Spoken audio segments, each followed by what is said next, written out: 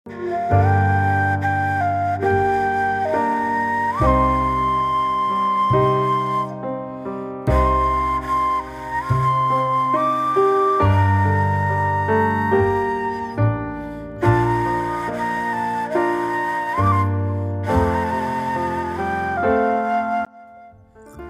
အားလုံးပဲမင်္ဂလာပါချက်မဲ့စားမဲ့ channel ကနေပြီးတော့ကြိုဆိုလိုက်ပါတယ်ဒီနေ့ကတော့လွယ်ကူတယ်မြန်ဆန်တယ်တစ်မျိုးတည်းနဲ့လည်းစားလို့အဆင်ပြေတယ်အရင်ဟင်းတစ်မျိုးလည်းဖြစ်တဲ့သရက်ရှင်တုံနည်းလေးအကြောင်းကိုပြောပြပေးသွားမှာဖြစ်ပါတယ်သရက်ရှင်တုံရမှာဘာတွေပါဝင်တယ်လဲဘယ်လိုတုံမလဲဆိုတာကိုမပြောပြခင်မှာကျွန်တော်ရဲ့ချက်မဲ့စားမဲ့ YouTube channel လေးကိုလည်း subscribe နှိပ်ပြီးတော့နောက်ထပ်ကျွန်တော်ဗီဒီယိုအသစ်တွေတင်တိုင်းသိရအောင်လို့ဘေးနားကခေါင်းလောင်းလေးကိုထိပြီးတော့အော်နေရာကိုနှိပ်ပေးခဲ့ကြပါအောင်နော်။ကဲဒီလိုဆိုရင်တော့တရက်ရှင်တုပ်ဖို့အတွက်စားလိုက်ရအောင်။တရက်ရှင်တုပ်ဖို့အတွက်လိုအပ်တဲ့ပစ္စည်းတွေကတော့ကြက်သွန်နီငရုတ်သီးစိမ်ရှမ်းနံနံပဲတောင်ရှည်နံနံမင်းငရုတ်သီးခွဲချမ်းမှုန့်နဲ့ကလပဲအကြက်မှုန့်တို့ကိုကျွန်တော်ကအသုံးပြုပေးထားပါတယ်။ဒီနေရာမှာတငယ်ချင်းတို့က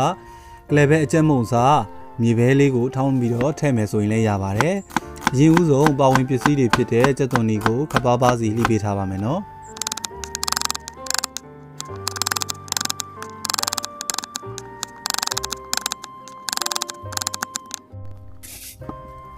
ကြက်သွန်နီခပ်ပါးပါးလှီးပြီးသွားရင်တော့ငရုတ်သီးစိမ်းကိုလည်းခပ်ပါးပါးစီလှီးပေးထားပါမယ်နော်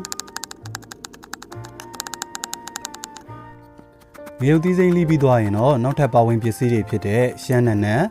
နံနံမင်းနဲ့ပဲတောင်ရှည်တို့ကိုလည်းခပ်ပါးပါးစီလှီးပေးထားပါမယ်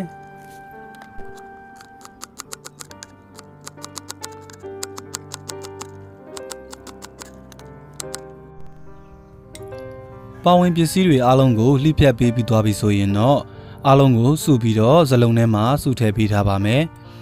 ပြီးရင်တော့ဟင်းကြုံမှုန့်စားအနှဲငယ်နဲ့စီယိုထည့်ပါမယ်ဒီနေရာမှာတငယ်ချင်းတို့ကကြက်သွန်ပြူစီချက်ရနံလေးကိုကြိုက်နှစ်တက်တယ်ဆိုရင်တော့ကြက်သွန်ပြူစီချက်လေးကိုထည့်ပြီးတော့အသုံးပြုပေးနိုင်ပါတယ်ကျွန်တော်ကတော့ကြက်သွန်ပြူစီချက်ထက်စီစိမ်းရနံလေးကိုပိုသဘောကျတဲ့အတွက်ကြောင့်မို့လို့စီစိမ်းလေးကိုပဲထည့်ပြီးတော့အသုံးပြုပေးထားပါတယ်စီစိမ်းလေးထည့်ပြီးသွားပြီဆိုရင်တော့အချင်းကြောက်သူများအတွက်ကတော့ငပြာရည်အနှဲငယ်ကိုထည့်ပေးပါမယ်စားလဲထည့်ထားတာဖြစ်တဲ့အတွက်ငပြာရည်ကိုအနှဲငယ်သာထည့်ပြီးတော့အသုံးပြုပေးသားမှာဖြစ်ပါတယ်တရက်ချင်မှာလည်းအငန်တက်ပါတဲ့အတွက်ဖြစ်ပါတယ်ပါဝင်ပစ္စည်းတွေအားလုံးကိုထည့်ပြီးသွားပြီဆိုရင်တော့အားလုံးကိုတမအောင်လို့နယ်လို့ရပါပြီတမျိုးတည်းနဲ့လည်းစားလို့ရတယ်